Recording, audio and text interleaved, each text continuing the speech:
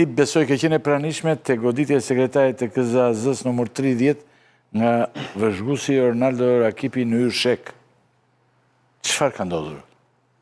Ka patur kontestim për një vot nga vëzhguesi të Ronaldo Rakipit.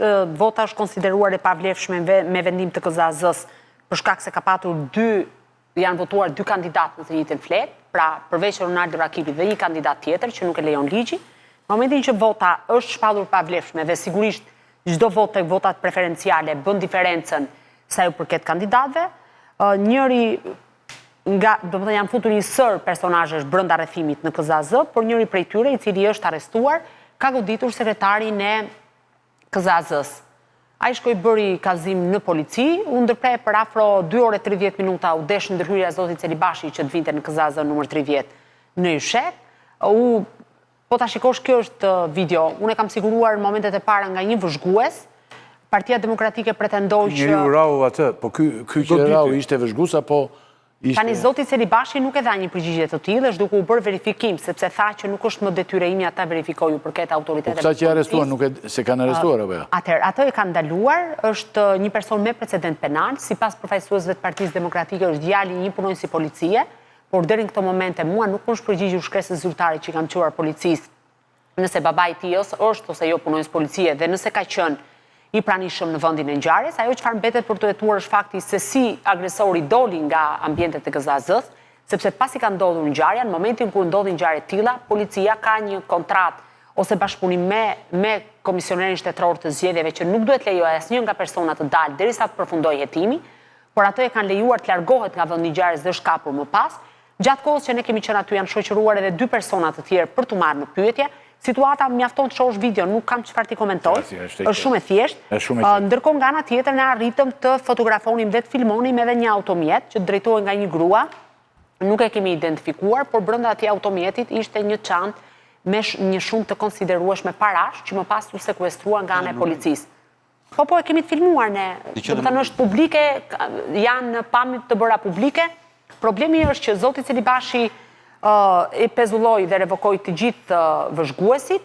Ka 2 momente, dhe unë me këto do ta mbyll. Së pari, nëse ka qenë i paakredituar, si ka arritur të hyjë brenda ambienteve të KZAZ-s, se nuk duhet kurse si në kuptim të ligjit që të hyjë një, dhe e dyta, në momentin që ky personazh ka kryer veprën penale, pra ka goditur sekretarin e KZAZ-s, si ka arritur të dalë nga policia. Pra, duhet ishte bllokuar menjëherë dera KZAZ-s. Kjo është një problematik. Jo, më tej, se nuk do kemi, se kemi pjesën tjetër, nga 3 fjalë se cili, Lala, me kaq sa ke parë dhe ndjekur ti, ka një rëmbim, vjedhje masive të votës nga sipas teje, cili? Shifrat ta tregojnë shumë qartë.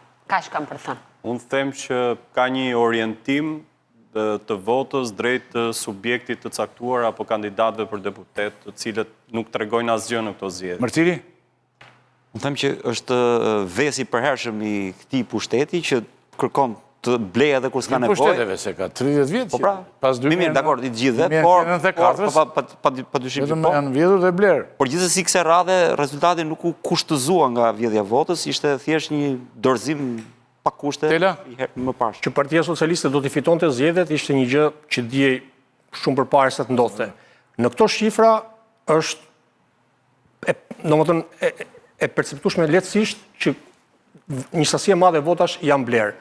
E thash edhe mbrëmje në emision tjetër. Domethënë problemi i Emeta e vet me një hajduti, cila është pangopsia. Pra këta janë sulur të gjithë të vjedhin, të marrin sa më shumë, që të mbushin atë malin dhe t'i raportojnë kryetarit që çfarë çolla nga terreni. Të nderuar të shikues, ne do të presim sidomos në ditët e ardhshme të dimë më shumë rreth këtij problemi. Por duke përjashtuar Fierin apo jo? Qoftë tani ti do humor apo jo? Humor po bëj. Ndalohet humori. Unë nuk përjashtoj njeri. Ti po përjashtohet. Ati ku ishe ti përjashtohet. Ti vajten punë. Jo, mbaj përgjësi për gjëra që them zoti Rakipi. Jo, në qoftë. Mbaj përgjësi për gjëra që them. Sa njeri gjë. Dakor. Unë po të thësha, vazhdo me të gjithë ngjarjet ku çka ka ndodhur. Po, dhe unë të sqaroj. Në qoftë se sjell Vangjur Dakon në Durrës, duhet të thuash ta gjesh Vangjur Dakon duke bler votat. I ka dalë nga shtëpia, po të çon pra. Let më çoj nesër. Po të çon sepse në qoftë se Vangjur Dakon nuk ka dalë nga shtëpia, ti nuk e çaj bën. Dhe në qoftë se si shkapur. Edhe kemi prova ka dalë apo jo. Ergysi, sa po dëgjon shifrën 39, entuziazmohet dhe thotë pas ka raste. Ska, do të thonë, tashi. Këto 39. Po, 39. Tashi ndë gjë tjetër. Sa ka pas 2021? Jo. Rastet e tuara. Po të shpjegon Tela një gjë tjetër, ata dëgjosh. Shumë më tepër. Tashi ata dëgjojmë, ta ndjekim. Ta dëgjojmë. Janë 39 raste, edhe ka punu Spaku. Pas ka 39 raste. Tashi, Klodi përmendi se ku po ndodhin ngjarjet. Vjerë, Elbasan, Lezhë, Shkodër. Kur thotë Elbasanin, janë 5 raste kanë fotografuar votën individët. Po shumë indicie është pse? Okej, patjetër. Kam filluar. Po hetohet se ka fotografuar votën. Po hetohet. Po janë 5 raste. Po jemi një sekondë. Tani. Po hetohet, nuk ka hetim për fotografim vote. Ka hetim kush shtyhet ta Jo, edhe për faktin që ka fotografuar votën dënohet ai. Nga 1 deri në 3 po quhet çështje statistik. Pra kemi hetuar krim zgjedhor, thot Spaku. Ai hetohet, merret në pyetje dhe përpiqet që nga fotografia e votës dalë. Okej. Tani. Okej, dakor. Domethënë ta thot ai në vetë dhe janë raste Jo më jo, ne po debatojmë. Janë raste specifike të Partisë Social-Demokrate, e cila në ndryshim nga zgjedhjet më parshme, këtë rast u rreshtuat paktën në perceptimin publik përballë Partisë Socialiste. Dakor? Pra ishte kundërshtar i saj dhe në këtë rast ka hetim për 3 raste për Partinë Social-Demokrate, që Spaku. Ndërkohë, në të gjitha këto raportime, ne nuk kemi një rast në hetim për Partinë Socialiste të deklaruar. Se në këtë numrin ata mund thonë që ne po hetojmë, edhe Klodi tha po hetojmë, por nuk e kemi të deklaruar që po hetohet ky individ, ky personazh, ky i Partisë Socialiste. Po hetohet pranë fier, pra. Nuk ka njoftim, e thot Klodi, por nuk ka njoftim për këtë punë. Po pikërisht pra se nuk po të them unë, ne nuk themi që nuk po heton. Një sekond. Thjesht se sa njoftim. Të lutem. Tani. S'kemi, nuk e zgjidhim dot. Da është në proces ky, te vazhdojmë të ende një. Spaku ka ngritur një task force. Tashi mos presim që Spaku të shkojë në çdo kuti votimi, në çdo zyrë shteti dhe të gjej se çfarë po ndodh. Edhe se bën dot. Janë institucione të tjera që ndihmojnë Spakun. Pra është policia, është shërbimi informativ. Janë institucione të tjera që japin informacion Spakut, japin indicie Spakut dhe Spaku i ka gjithë mjetet e mundshme për të hetuar. Në momentin që Spaku, nëse policia orientohet për të punuar pro qeverisë, pro ministrit brendshëm, nëse shërbimi informativ nuk e ndihmon Spaku në informacion, atëherë ku do ngelet? Do ngelet te denoncimet e palëve.